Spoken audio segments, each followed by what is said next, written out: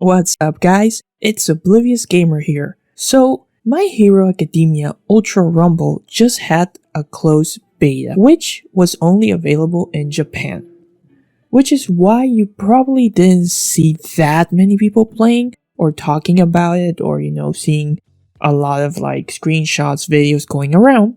But it happened, and I managed to play a decent amount of hours. For those that don't know, My Hero Academia Ultra Rumble is a free-to-play battle royale game being published by Bandai Namco and being developed by Viking, who have developed games like Gunslinger Stratos. Overall, I had to say I did have a fun time with the game, but I still feel the game has some issues that it would benefit for the overall lifespan of the game if it get resolved. The way that I would do the video is I would divide the video in two parts. The first part I would talk about, the good, what I like or what I enjoy, and the second part will be more about the jankiness.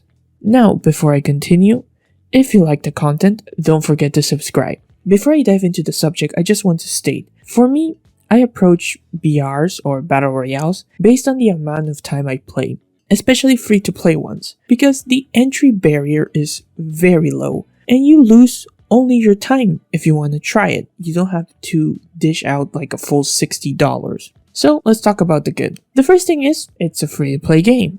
This means a lot of people can try it, which means a higher chance of maintaining a player base because you don't have to put money to get access to it. The only thing you lose is your time.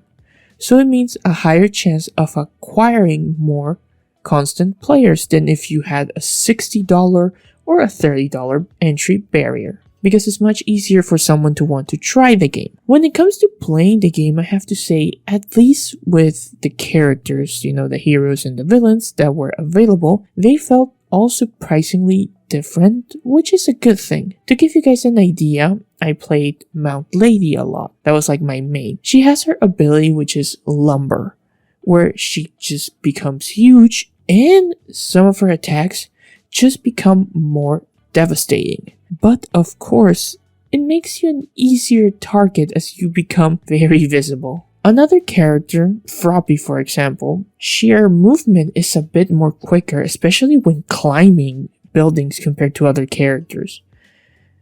And she has an ability where she becomes invisible. And it's surprisingly useful because in situations where you want to back off or disengage when things are getting messy and you need to get the hell away, that move is super useful, and that move saved my butt a lot of times. She also has a move that attacks a wide area of opponents and knocks them back, which is very good, especially when you're surrounded by a lot of enemies. In all honesty, a lot of the characters have uniqueness, which is what I love, and I tried some of them. They all have, of course, some sort of range attack, and of course, some of the characters are like a archetype. As you can see, it's clear that some characters are in an archetype, and those archetypes, they have some similarities because they need to fall into that archetype.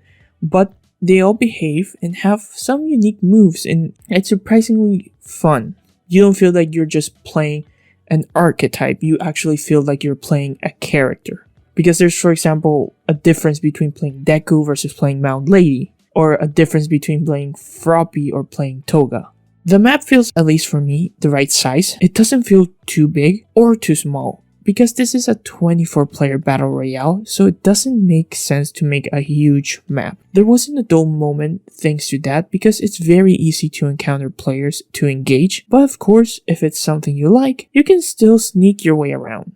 Getting into the matches was fairly simple and easy, especially choosing your main character when one of your teammates was repeating it and you guys wanted to change on the fly before getting into a match. Fighting was actually very fun, and it got chaotic very quickly once more team joins on the action. As your team, pushes forward, or you try to get cover depending on the situation. It's very fun as you're having this back and forth of engagements. And then also it's very fun how teammates can help each other with their quirks, especially. For example, my team was retreating, but one of our teammates was surrounded with a very bad position. However, my other teammate was a Deku, so he used his Black Whip ability, which a lot of times you would see Deku players use it for movement. However, if you throw Black Whip to a player, you bring that player close to you. So then it was like a good way to get my teammate out of the situation because he just threw the whip, stuck on him, and brought him like closer to us. The summary of everything basically is the game is fun, which I think is what matters the most and what probably most people are interested in. Now, here comes the jankiness. And well, to be honest, this game is janky as hell. A big aspect with this game is the way the characters fight and engage each other, and one of those ways is just plain melee fights. It's hard to describe it, but sometimes it doesn't feel like you're hitting an opponent or that you're getting hit. It's weird, but after having a lot of matches, it just felt that way, that no matter like how I was hitting them, like it felt that like they weren't getting any damage, despite obviously seeing numbers, and vice versa. There was no like me getting stunned or pushed back. It was weird how it behaved. One example is like if two mount ladies use lumber and they're both giant and they're trying to fight each other, while in their giant form, they don't take that much damage from each other for some reason. Also, selecting a place to spawn, at least for me, felt about weird. I don't know. There's just something off. Like maybe they should try to do differently. And also like how you try to like pick a place, and like once you pick a place, you have to commit to that place. Another thing is how when you find a team, you're sort of stuck with them. So if your team is wiped out and you leave the match, instead of leaving by yourself and going back to the menu and you're like, oh, well, I'm just gonna queue up again for a new match, you leave with your entire team and you manually have to like leave the team. Which I get it, when you're playing with friends it's useful, but when you are doing solo and queuing up with randoms, it can get a bit annoying. Of course, there's some movement jank too that occurs in the game. Oh, it looks like I'm skating. What the fuck?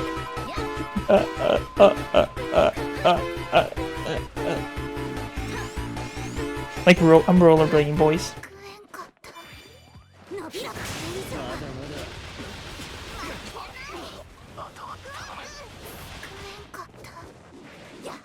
Now my team is just done. I have no idea what's going on. Which is hilarious at times, to be honest, but there's so much of the movement that just looks so janky and hilarious when you're seeing it. I don't mean to be an asshole, or like say this game is trash, or like the way that I'm referring it. But I think what better time than now to criticize when there's actually a chance and room to improve. Because it's a beta and this is the best moment to actually like give some feedback. Of course, there were connection issues too. No! But it's a beta. Again, that's the point. Finally, I do want to talk about the gacha, because they gave us a hint on what you could get, ranging from voice lines to new costumes for the characters. For this beta, I have to say, holy shit, did they not give a fuck and just increase the chances of like getting ultra rares. I was getting ultra rares like no tomorrow. Some even repeats on the same pool. We got the Bakugo costume. Yeah, there's like a lot of moments that are fun. Oh, is that a repeat? We got a repeat.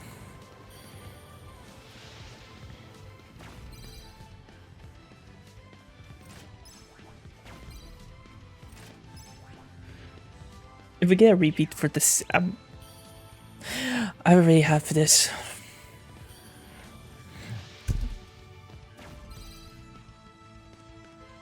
Now it's clear that because it's a beta, they did it like this, they didn't care about it.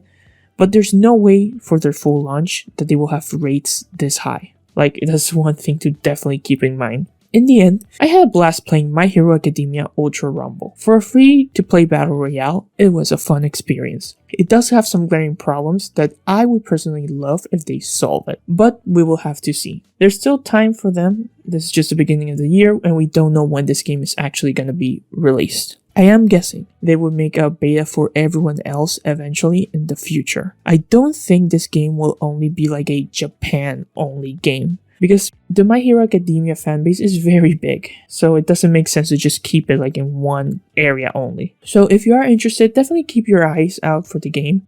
I'm sure we're gonna get some announcement in a couple of weeks or months. So, what are your thoughts? Did you manage to play My Hero Academia Ultra Rumble? Feel free to leave your thoughts down below. This has been Oblivious Gamer, and I hope you'll have a wonderful day or night, wherever you are.